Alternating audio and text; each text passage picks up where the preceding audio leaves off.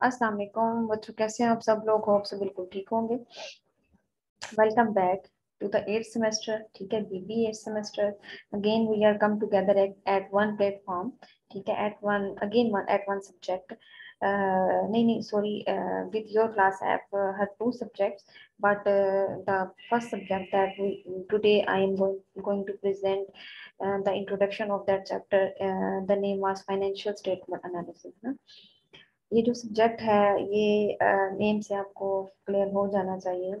आपने सब्जेक्ट्स को प्रीवियस जो है आपके सेमेस्टर्स उसमें वक्तन फवक्तन थ्री टू फोर टाइम्स पढ़ा है, बट एज अ चैप्टर पढ़ा है आपने इसको ना। बट यहाँ पे आप उसको कम्प्रीहेंसिवली इन डेप्थ जाके फाइनेंशियल स्टेटमेंट एनालिसिस की फॉर्म में पढ़ेंगे, क्योंकि ये लिंक करेगी आपके प्रोजेक्ट्स के साथ। ठीक है, जो फाइनल प्रोजेक्ट आपने सबमिट करवाना है। ठीक हो गया? ओके। अब मैं आपसे एक्सपेक्ट बिल्कुल नहीं करूंगी कि आपको सारा कुछ आता होगा या आपने पहले पढ़ा होगा। कोई बात हम ऐसा नहीं करेंगे कि आपने पहले पढ़ा होगा तो हम उसको रिपीट नहीं करेंगे। एट इनिशियल स्टेज से हम शुरू करेंगे। ठीक है, कुछ भी नहीं आता इग्नोर कर दें, अब फोकस कर लें ताकि हम अपने प्रोजेक्ट खुद करें, आपके पास चीजें क्लियर हो। मार्केट में जाएं, कुछ ना पढ़ा हो लेकिन फाइनेंस में भी किया हुआ, फाइनेंस की टर्मिनोलॉजीज को तो पता हो आपको। कंपनी की फाइनेंशियल रिपोर्ट को पढ़ना आता हो, कंपनी के फाइनेंशियल नोट्स को आपको आइडेंटिफाई करना आता हो, फाइनेंशियल पोजीशन को के बारे में आपको पता हो, कंपनी की क्या है, कौन सी रिपोर्ट क्या शो करती है। ये प्रोजेक्ट्स में हमें चीजें करनी है और ये चीजें हमें पता चलेंगी फाइनेंशियल स्टेटमेंट एनालिसिस से। ये सब्जेक्ट हम दो प्रोस्पेक्टिव में डील करेंगे। एक तो होगा कि आपने इसका मिड टर्म देना है, फाइनल टर्म भी देना है, एज अ कोर्स वर्क लेना है इसको।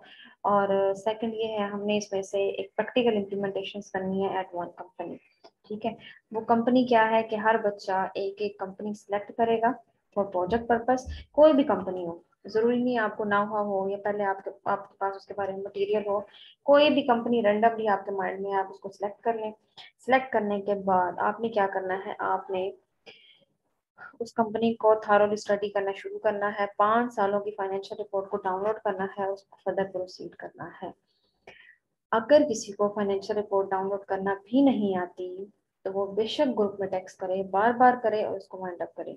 जैसे कि मैं आपसे अभी कंटेंट शेयर करूंगी, कैलेंडर शेयर करूंगी, एवरी 2 वीक्स के बाद 1 वीक जो है ना, एट योर लेटेस्ट ये जो कैलेंडर है, इसमें 1 वीक आपका रिसर्च वर्क है। बहुत अच्छा जो स्टेप है मैं कहूँगी मैनेजमेंट की तरफ से, ताकि जो आपको जो इशू आता है फाइनल टर्म में जाके कि पेपर आउट ऑफ सिलेबस आया है, उससे जांच हो जाती है आपकी ना।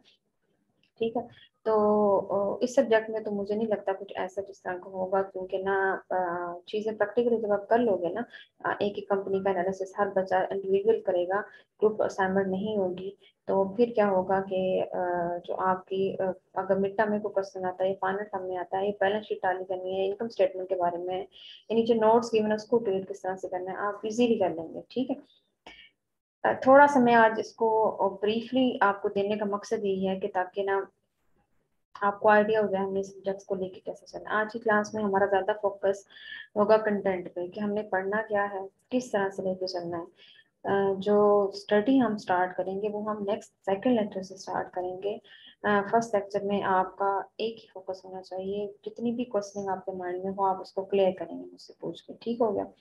अच्छा, अब एक तो चीज हमने ये जो डिस्कस कर ली, डिस्कस करने के बाद अब आपने प्रोजेक्ट्स को लेके किस तरह से चलना है, डेडलाइन को किस तरह से मीट करना है, ईच एंड एवरीथिंग हम इसमें डिस्कस करेंगे। एक चीज मैं डिस्कस करना चाह रही थी but skip in my mind, जैसे ही मेरे माइंड में आती है मैं वो भी डिस्कस करती हूँ।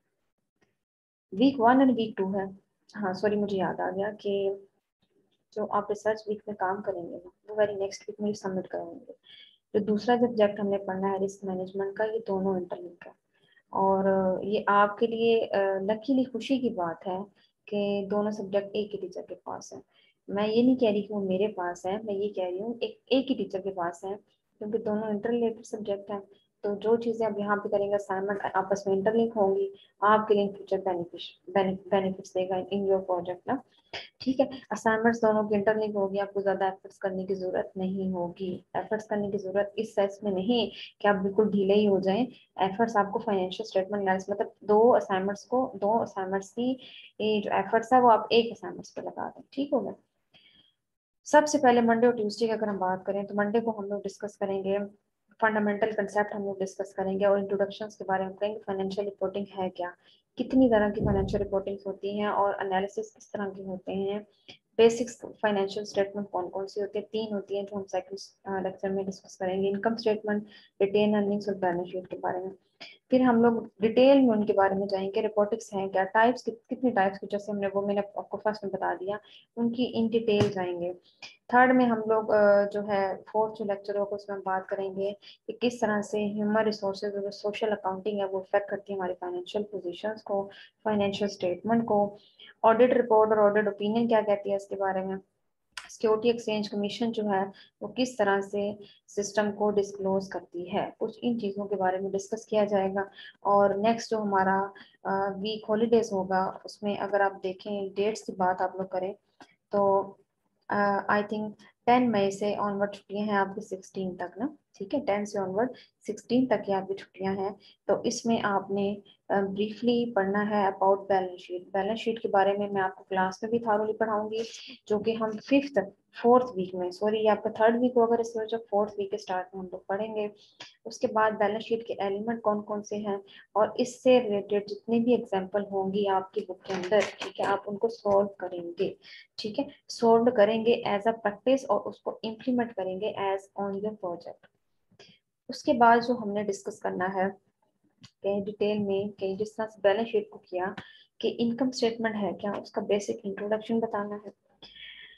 स्पेशल इनकम स्टेटमेंट आइटम्स कौन कौन से शामिल होती हैं इनकम स्टेटमेंट्स में और किस तरह से हमने प्रॉब्लम में इन प्रॉब्लम्स को एक्सरसाइज करना है, ठीक है।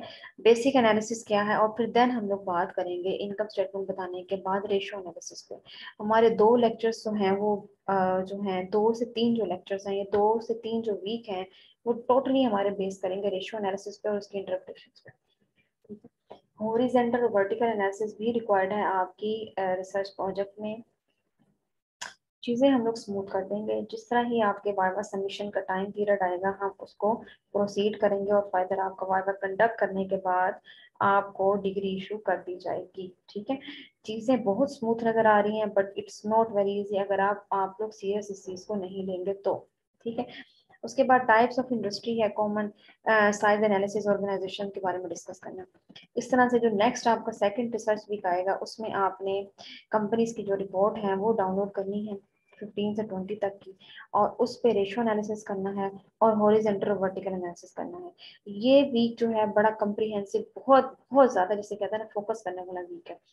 दोनों सब्जेक्ट्स की असाइनमेंट एक सब्जेक्ट से मर्ज करना, ये काम आप अगर समर आपकी ईद वेकेशन जो है उसमें अगर आप कर लेंगे तो बहुत फायदा हो जाएगा आपको। मेरी कोशिश यही है कि ईद वेकेशन में आपकी ऑलमोस्ट 70 से 80% प्रोजेक्ट कंप्लीट हो सब बच्चों का, ठीक है।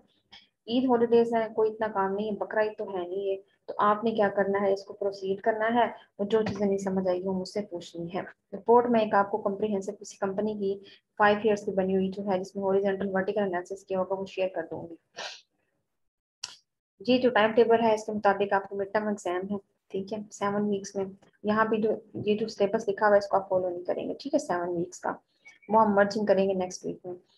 उसके बाद बात आ जाती है मिड टर्म के बाद, ये सॉरी मिड टर्म ये है, मिड टर्म के बाद फिर आपका जो प्रैक्टिस वाला वीक है उसमें आप सॉरी मुझे लगता है हम लोग आगे आ गए हैं, एक मिनट है प्लीज, कहाँ पे हम लोग बात कर रहे थे।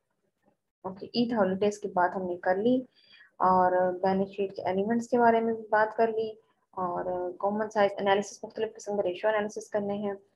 1 वीक हमने रिसर्च वर्क की भी बात कर ली। उसके बाद हमने कहा last date of submission mid term exam for teacher instructions, तो 2 वीक्स थ्योरी के जो आता है इसमें भी हम लोग मजीद जो रिमेनिंग हमारे रेशियो एनालिसिस होंगे, लिक्विडिटी रेशियो हो गई, डेट पेइंग एबिलिटी रेशियो, उसके बारे में डिस्कस करेंगे। और जो हमारा लास्ट वीक होगा उसमें भी शॉर्ट टर्म एसेट्स और लॉन्ग टर्म एसेट्स के बारे में डिबेट हम लोग करेंगे। ओके, उसके बाद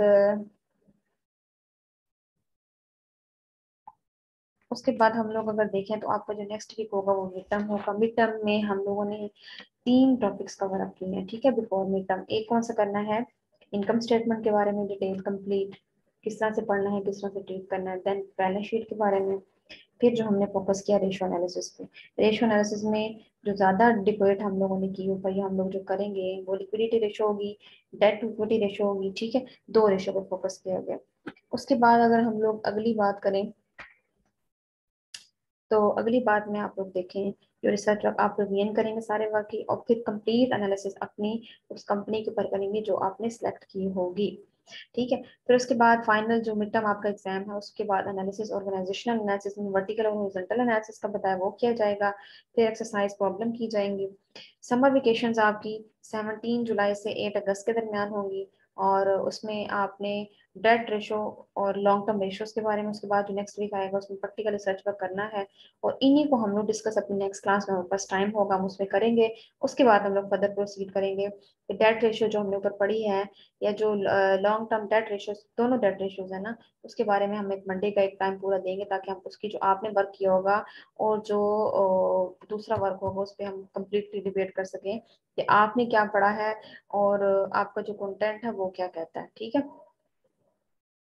उसके बाद आप बात करेंगे प्रॉफिटेबिलिटी मेजर्स की, प्रॉफिटेबिलिटी रेशियोज वगैरह की बात करेंगे, और analysis of the profitability exercise problem discussion के बारे में पढ़ेंगे। उसके बाद आप पढ़ेंगे लिवरेज रेशियो के बारे में, स्टेटमेंट ऑफ कैश फ्लो के बारे में, basic elements of statement of cash flows के बारे में पढ़ेंगे। लास्ट वीक में आप क्या करेंगे, आप कंप्लीट एनालिसिस जो आपका होगा प्रोजेक्ट्स का बिफोर फर्स्ट वीक, वो आप 15 वीक्स में सारा जमा करवा देंगे। 15 वीक्स में जमा करवाने के बाद आपका क्विज होगा इनिशियल स्टेप्स पे, जो कि कंडक्ट करूंगी मैं ओके करूंगी इस चीज को। फिर उसके बाद जो नेक्स्ट डे होगा हम पेपर पे डिस्कशन करेंगे, पेपर देंगे। और पेपर हो सकता है पेपर से पहले ये जो क्विज कंडक्ट हो इसी दिन ही आपका मेन कैंपस की तरफ से भी कंडक्ट करवा लिया जाए, ठीक है। तो आपने टारगेट रखना है कि 15 वीक्स तक आपने अपना प्रोजेक्ट जो है उसको कंप्लीट कर लेना है, ठीक है। इस पे किसी किस्म का कंप्रोमाइज नहीं होगा, ओके। ये शेयर कर दी गई है आपसे।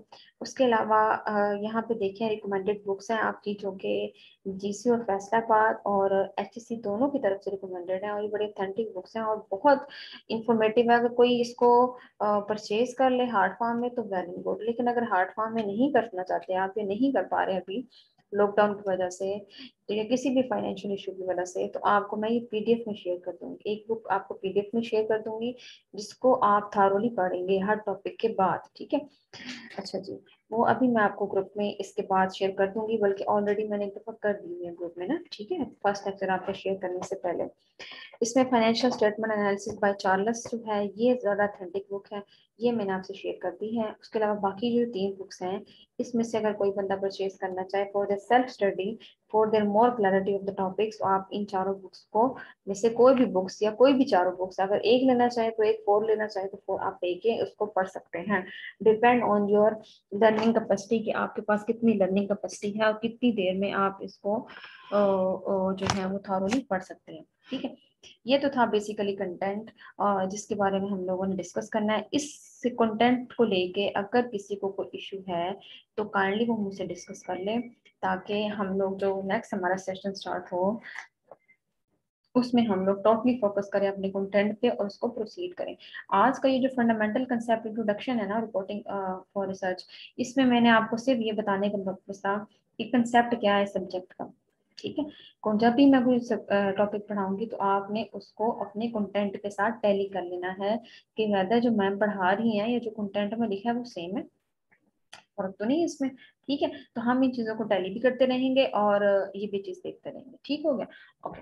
अब एक चीज जो मैं आपसे शेयर करने जा रही हूँ, पेपर है। अच्छा, उसमें क्या लिखा गया था, उसमें ये डिबेट दी गई थी, लेटेस्ट अभी 2018 का है आई थिंक, मैं आपसे वो स्लाइड शेयर करती हूँ अभी। अच्छा, उसमें क्या चीज डिबेट की गई थी, उसमें डिबेट की गई थी, जस्ट अ मिनट, एक मिनट मैं इसको शो ऑफ कर लूँ।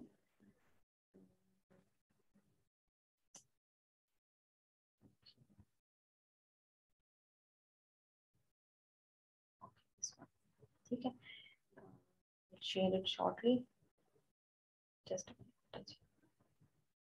ओके, ये देखिए, so this one, share this one, ठीक है। अच्छा अच्छा, ये देखिए, ये एक डॉक्यूमेंट्स है, कि जो कि मैंने आपको as a first class study material के तौर पे दिया है, ठीक है। ये वो डॉक्यूमेंट्स है कि जो हर बच्चा पढ़ेगा और इस पे हम लोग डिबेट करेंगे, ठीक है। अब जैसे मैंने आपको बताया था कि जितनी भी फाइनेंशियल स्टेटमेंट्स हैं या फाइनेंशियल रिपोर्ट्स होती हैं, उनका पर्पस क्या होता है कि कंपनी की फाइनेंशियल पोजीशन के बारे में बताना ना, ठीक है। जैसे मैंने आपको ब्रोकरेज फर्म के बारे में बताया था, ब्रोकरेज फर्म्स क्या करती हैं, वो आपको बताती हैं विच firm is performing better on the basis of their decisions, आप उसमें इन्वेस्टमेंट करते हैं। लेकिन एज अ फाइनेंशियल स्टूडेंट्स अगर आपको ये भी ना हो कि विच firm is performing better which firm is not, तो आप तो किसी एक्सटर्नल को हायर करेंगे या इंटरनली किसी से हेल्प लेंगे, तो आप उसको चार्जेस देंगे उसकी सर्विसेज फी के बदले, तो वो हाईली कॉस्ट जो है उससे जनरेट होगी ना। तो ये एक 2018 की लेटेस्ट डिबेट है और बड़े इम्पैक्ट फैक्टर जर्नल में ये पब्लिश हुआ पेपर और बहुत ऑथेंटिक किस्म का ये पेपर है, ठीक है। इसमें उसने जो डिबेट की है ना, इसको मैं अगर स्टडी करना चाहूँ आपके सामने तो मैं थोड़ा इसको जूम कर लेती हूँ और फिर हम इसको स्टडी करते हैं कि इसमें क्या चीज बताई गई है।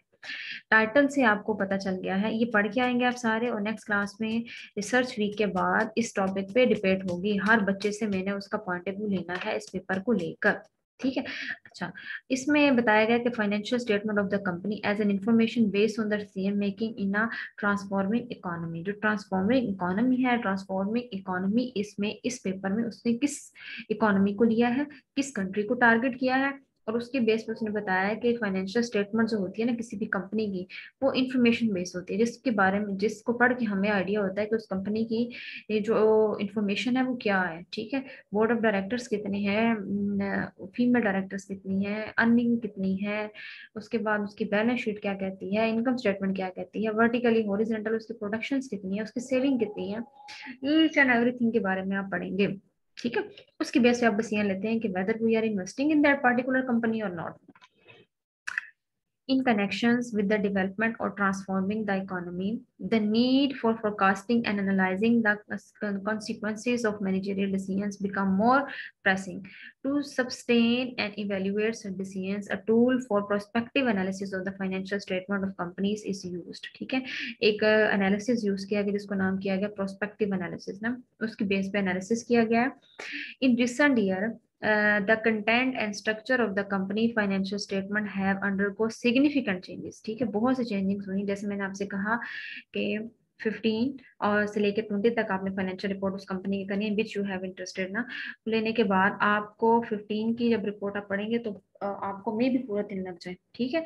मे भी आप जब सेकंड वाली आप पढ़ेंगे 16 की तो आपको टाइम शॉर्ट लगेगा, फिर आप 17 के पढ़ेंगे नहीं, फिर उसके बाद 18 के पढ़ेंगे, फिर आपको पढ़ना आ जाएगी। जब आपको पढ़ना आएगी तो मे भी आधे घंटे के अंदर आपको पता हो कि मेन चीजें कहाँ आपका अवेलेबल, आप डायरेक्ट उस पेज पे जाओ चीजें आइडेंटिफाई कर लें।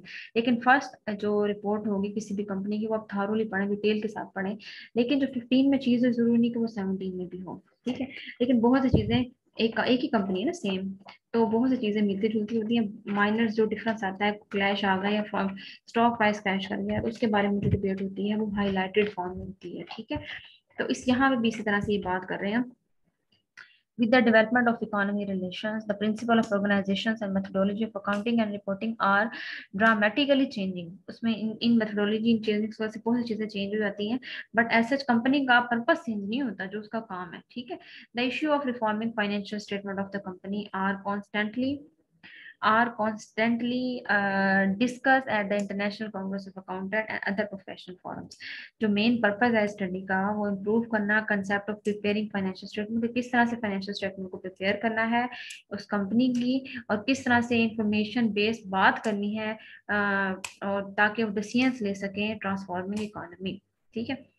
उन्होंने रिजल्ट क्या कंक्लूड किया, उन्होंने कहा कि economic essence of company financial statement is sustained from the point of view of an integrated approach। एक खास किस्म की integrated approach की गई जिसके point of view से the importance of financial statement of an organizations for effective management is determined। ठीक है, कि जो फाइनेंशियल स्टेटमेंट है किसी भी ऑर्गेनाइजेशन की वो बेसिकली एक इम्पोर्टेंट और इफेक्टिव डिटर्मिनेंट समझा जाता है किसी भी ऑर्गेनाइजेशन के लिए, ठीक है।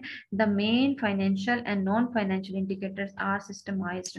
सबको अगर फाइनेंशियल और नॉन फाइनेंशियल जिसको हम in term of finance analyse करेंगे वो फैक्टर्स जो इम्पोर्टेंट तो हैं, but we can't say it's a financial ना, its non-financial indicator, or on the basis of this it is proposed to introduce a mandatory requirement to discover the non-financial indicator in the corporate reporting system। कहते हैं इसको introduce करवाने के बाद, propose करने के बाद इस चीज की रिक्वायरमेंट फीस की गई कि नॉन फाइनेंशियल इंडिकेटर कौन कौन से हैं कॉर्पोरेट रिपोर्टिंग सिस्टम में जिनको आइडेंटिफाई करने की जरूरत है। प्रपोजल हैव बीन इस बेसिस पे, पहले क्योंकि फाइनेंशियल बेस होते थे तो कहते हैं ना जो उसमें चेंजिंग्स आई है फाइनेंशियल रिपोर्ट में वो किस वजह से आई है, वो जो आई है वो नॉन फाइनेंशियल जो आपके इंडिकेटर है उसकी वजह से। तो उन्होंने कहा इनको try to need to identify और to disclose a non financial indicator in the corporate reporting system. Proposal have elaborated to improve the method for analyzing financial statement as a tool of managing a company। ठीक है, तो ये एक इसका basically abstract जो उसमें की variable use किए गए इस पे ज्यादा फोकस किया गया है।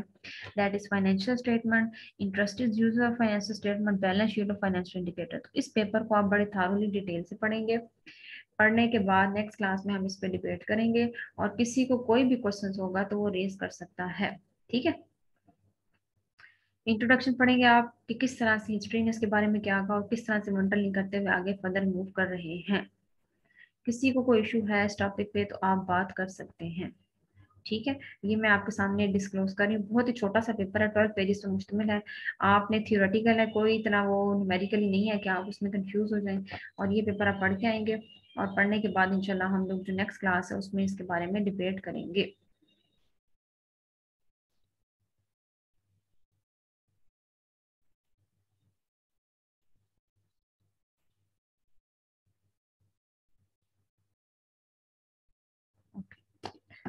चलिए, आज की क्लास यहाँ पे वाइंड अप होती है। पहले हमारी 10 से 20 मिनट्स जो डिस्कशन हुई है वो हमारी आपकी जो प्रीवियस क्वेश्चन थे या सब्जेक्ट्स को लेके क्वेश्चन थे उस पर डिटेल से हुई है।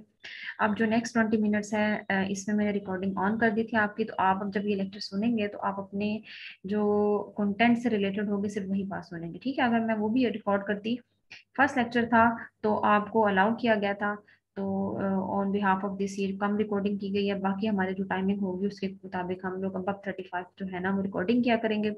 10 मिनट्स तो आपके होंगे, अगर अगर मुझे लगा अथेंटिक है तो रिकॉर्ड करेंगे, अगर मुझे लगा अथेंटिक नहीं है तो उसको एक्सक्लूड कर देंगे हम लोग अपनी रिकॉर्डिंग में से, ताकि आप जब भी सुने आपको पता हो, आपको आगे करने की जरूरत ना हो कि ये बात हो रही कहाँ से मैम ने पढ़ाना शुरू किया था।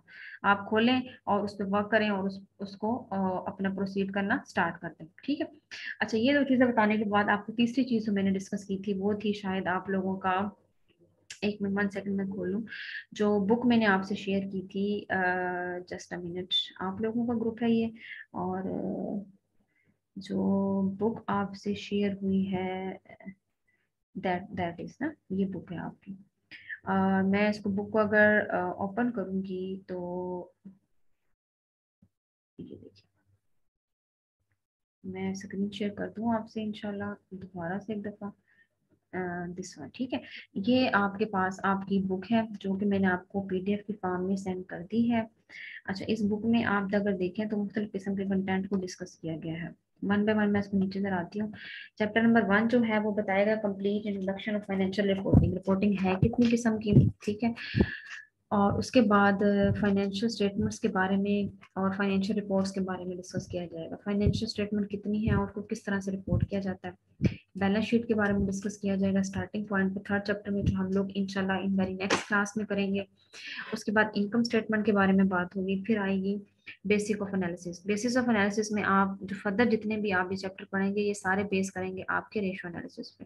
ठीक है, वो आपने पहले रेशो एनालिसिस को as a one chapter treat किया था और विद इन 2 लाइन्स आपने उसकी इंटरप्रिटेशन करके वाइंड अप किया था, बट आप ब्रॉड पर्सपेक्टिव में करेंगे क्योंकि आपने 50 पेजेस का कॉम्प्रिहेंसिव प्रोजेक्ट राइटअप करना है। जितनी ज्यादा आपके पास वोकेबलरी होगी इसको लिखने के लिए, जितना ज्यादा कंसेप्ट होंगे आपको उसको लिखने के लिए, जितनी ज्यादा क्लैरिटी होगी लिखने के लिए, फिर आप इसको लिख पाएंगे। तो इसमें इस बुक में बेसिकली हम लोग क्या करेंगे, हर एक रेशो को एक एक चैप्टर के तौर पे ट्रीट करेंगे और फिर उसको देखेंगे कि कौन सी रेशो क्या कहती है और उसके साथ किस तरह से इंटरलिंक होगा। पहला chapter introduction to financial reporting में हम लोगों ने क्या डिस्कस करना है, अमेरिकन प्रोस्पेक्टिव में क्या बात हो रही है, स्टैंडर्ड बोर्ड के हवाले से क्या बात होती है, अकाउंटिंग स्टैंडर्ड्स कितने हैं उसके बारे में क्या बात हो रही है, ठीक है, कंपनी के, ठीक है, वो कंपनी की जब रिपोर्ट ओपन करेंगे फिर मैं आपको बता दूंगी। अभी एज सच हमें इसको पढ़ने की जरूरत नहीं है, हमें पता होना चाहिए फाइनेंशियल रिपोर्टिंग कितनी किस्म की होती है और किस किस तरह से होती है, ठीक है। उसके बाद कुछ कॉस्ट होते हैं, conversation cost, going concern concept, traditional going concern concept, इस तरह की बात हुई है, उसके बारे में हम लोग डिस्कस करेंगे कि कौन सी कंपनी कौन सा मेथड यूज करती है फॉर देयर प्रोडक्शन डिपार्टमेंट, ठीक है। उसके बाद अगर हम लोग बात करेंगे अपनी चैप्टर्स की, sorry will going to first chapter. First chapter आप लोग पढ़ेंगे और पढ़ने के बाद जो उस पर डिबेट हमारी होगी वो आपकी क्विज क्वेश्चंस की फॉर्म में होगी। आपको मैंने प्रीवियस वर्क भी दिया हुआ था शायद, बिजनेस सर्च मेथड का, तो वो इंशाल्लाह जब क्लास स्टार्ट होगी तो हम उसमें उसको फर्दर प्रोसीड करेंगे, ठीक है, इस प्रोस्पेक्टिव के हवाले से। यहाँ तक के लिए इतना ही। जब हम नेक्स्ट क्लास शुरू करेंगे तो फिर हम इस पर डिबेट करेंगे और ये फर्स्ट चैप्टर आप कोशिश करेंगे पढ़ के आए, ताकि ताकि आपके माइंड में जितने भी क्वेश्चंस हो हम उसको बेहतर तौर पे एड्रेस कर सकें, ठीक है। आज के लिए इतना ही। ओके बच्चों, अल्लाह हाफिज।